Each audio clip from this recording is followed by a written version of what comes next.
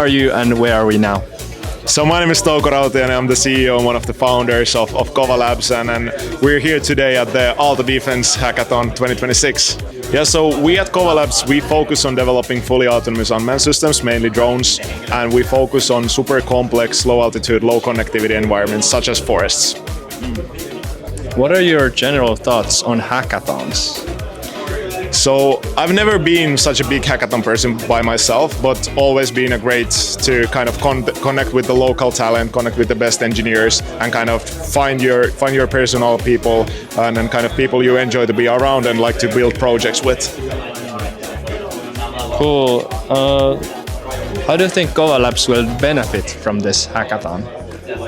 So obviously for us, this is probably the best place in Finland to connect with the best engineers on our land and kind of focus on finding our next 2 or 4 employees.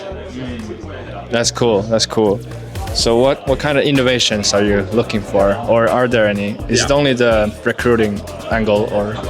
Yeah, so we brought 2 challenges which differ quite a lot, and the first one was the tactical mesh, which is something that we haven't done by our company yet ourselves. So we're looking for innovative approaches on kind of how we could use different radios and different radio protocols to do mesh networking in our drones. And then for the second challenge, which is the perception challenge, we're looking to find new innovative ideas or how to, for example, quantize our software better to run on the Jetson.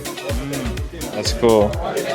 So can you tell us more about these drones? They look pretty cool. Yeah, so these are 2 of our drones. This is our flagship model, which is called Kilo, and this is our FPV version of that same drone. So they both have the same capabilities, they both weigh around the same, but this is much more kind of fast and flexible and moves much more betterly through environments, and this is much more safe and reliable to use.